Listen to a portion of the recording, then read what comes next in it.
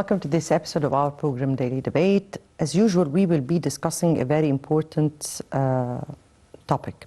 Tonight we'll be focusing on a very important topic that is being very much discussed during this very particular period. Particularly that the leadership and the government has been putting a priority for alleviating the burden on the citizen and strengthening the Egyptian economy in light of the current challenges, the global ones and the, of course, surrounding ones.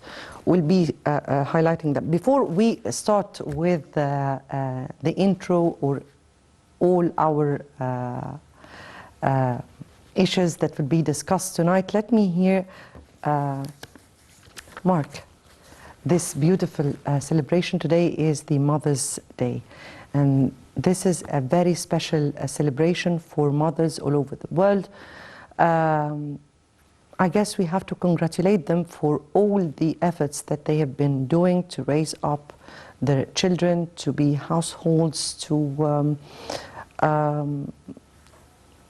do a lot of efforts throughout the years in order to bring up generations to be able to cope with the requirements of our society and with the requirements of our country.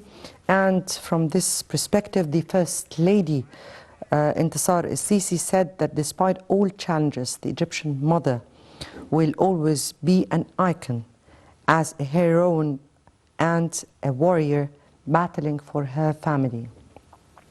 In a post on the social media marking the Mother's Day, the First Lady paid tribute to every mother who is the first master of ethics, principles, and center of love and kindness. Special tribute to all mothers all over the globe. And starting with our topic tonight, and we know that a first priority, or a main priority for the political leadership and the government was to alleviate the suffering of the citizens, as I said.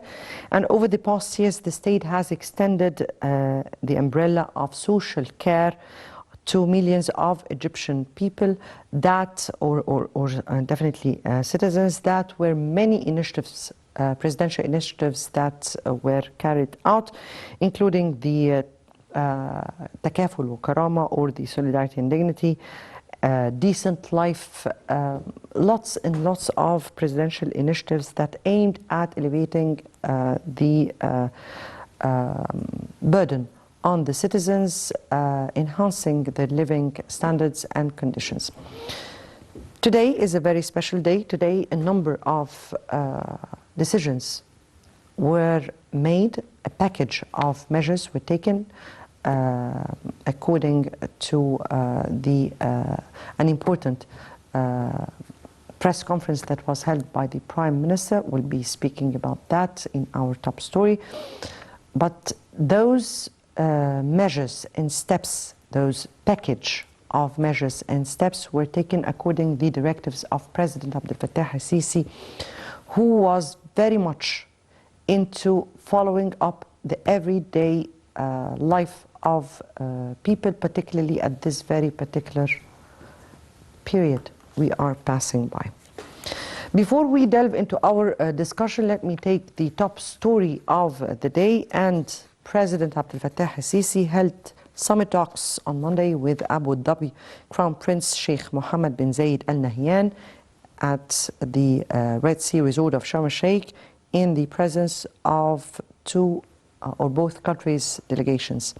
Presidential spokesman Ambassador Bassam Radi said that the president welcomed the United Arab Emirates Prince and stressed the significance of bilateral historical ties binding the two countries. The president asserted Egypt's keenness on fostering joint cooperation in various domains and intensifying coordination and consultation over the latest developments regionally and worldwide. On his part, Al Nahyan expressed gratitude for President Sisi's hospitality and praised the strong relations between both countries.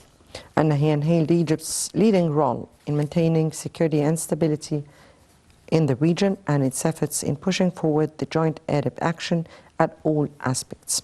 He also weighed the greatest developments that the Egyptian-United Arab Emirates relations have witnessed in the political, economic and developmental fields, and expressed desire to strengthen joint cooperation during the coming period. The meeting also tackled a number of regional and international issues of common concerns.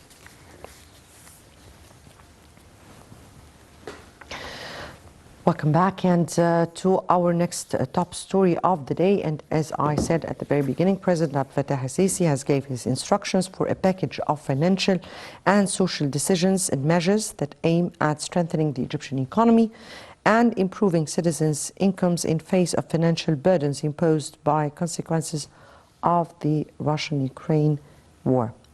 The Ministry of Finance announced in a press conference that was held and led by the Prime Minister the decisions, which go as follows.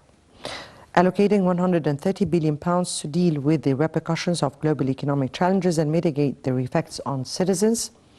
A new financial package for social protection and wage improvement with the April salary, provision of £2.7 billion to include 450,000 new families for the beneficiaries of Takaful and Wakarama initiative, allocating £190.5 billion to the National Authority for Social Insurance to disburse the pension increase by 13%, with a minimum of £120 as of April, increasing the tax exemption limit by 25% from £24,000 to £30,000 to relieve citizens, increasing the periodic bonus for civil service employees to be 8% of the job wage, with a minimum £100 per month starting next month, granting non-civil service employees a special allowance of 15% of the basic wage, with a minimum £100 per month starting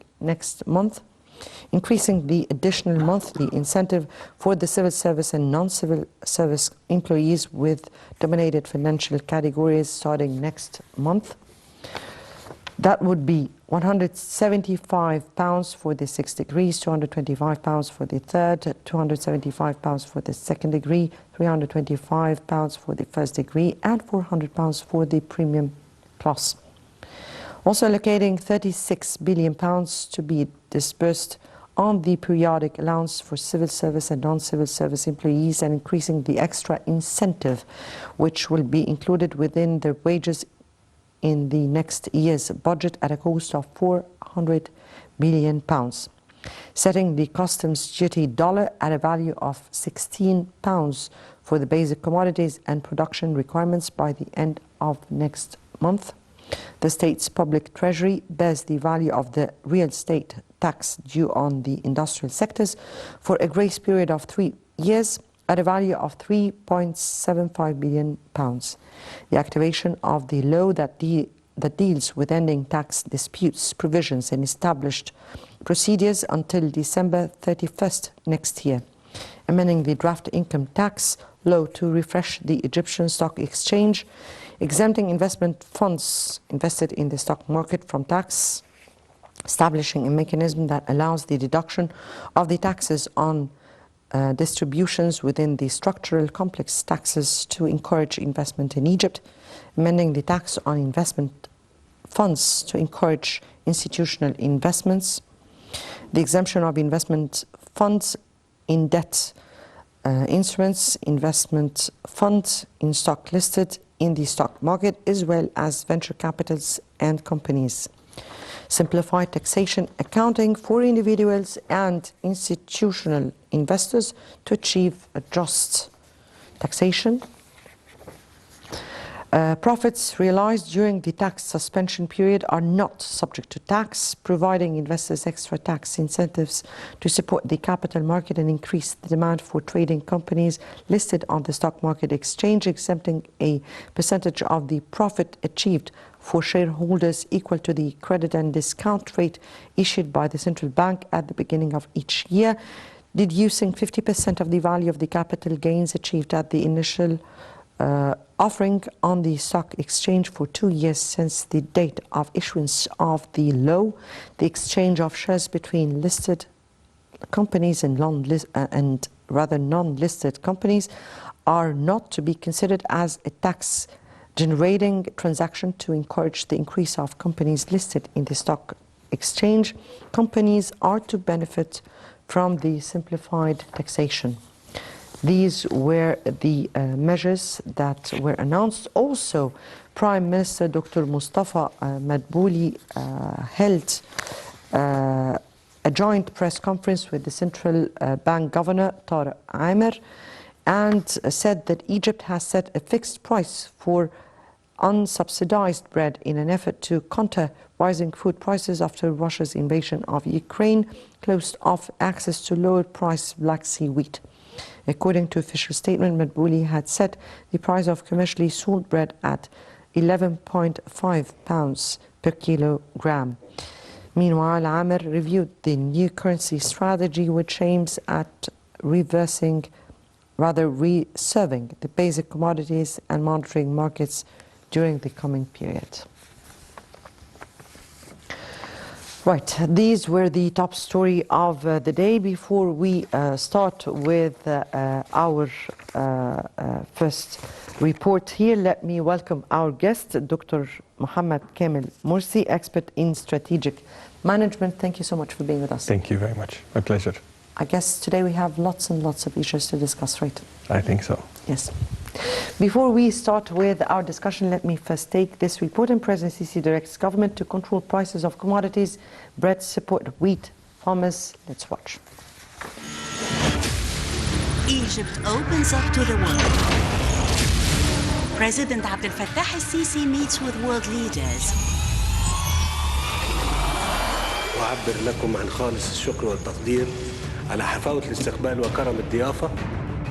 Reaffirming Egypt's vision, delivering our voice abroad.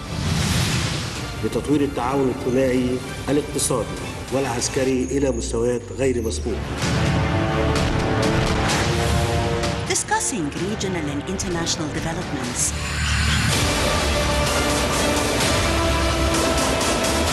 Solid and strong relations on the path of partnership and development. President Abdel Fattah al-Sisi has chaired a series of meetings over the past 3 weeks that were dedicated to reviewing the effect of the Russian-Ukrainian war on Egypt, particularly food prices. On Sunday, President Abdel Fattah al-Sisi instructed the government to immediately prepare a bundle of financial and social protection measures that would alleviate the impact of global economic repercussions on Egyptian citizens.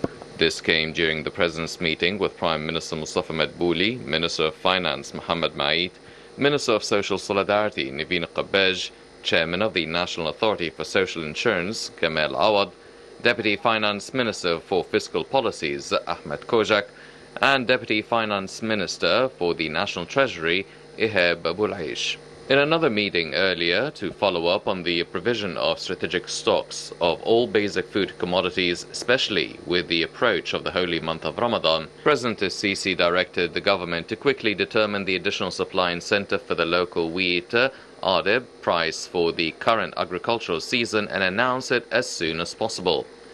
The President also directed the government to study the cost of producing the subsidized free loaf of bread as well as its pricing, provided that the Ministry of Supply and Internal Trade provides the necessary flour for bakeries to set the price, with investigations and supply inspectors verifying the implementation. During the meeting, Minister of Supply and Internal Trade Ali Al-Masalhi reviewed the strategic stock of all basic food commodities for their country, confirming their availability in the appropriate quantities for citizens. Furthermore, the President directed the government to work on diversifying its sources of supplying these commodities while seeking to increase their stock for a future period of no less than 6 months. President Sisi was also briefed on the government's efforts during the last period to monitor and control prices. With regard to supporting the neediest groups in the holy month of Ramadan, the President directed coordination between all concerned authorities, especially the armed forces, the Supply Ministry and the Long Live Egypt Fund, to provide low-priced food commodities as well as distribute Ramadan care packages with food supplies. And on the progress in the implementation of the national project Egypt's Future for Agricultural Production, President was briefed on the developments in the current and future phases of the project from its various aspects, notably the areas cultivated so far, the water supply and electricity, in addition to the project's infrastructure. President Sisi gave directives to the concerned officials to continue work towards completing the objectives of this strategic project in the field of agriculture and food, so as to contribute to creating thousands of jobs in various specializations and give a strong impetus to the national system for agricultural manufacturing.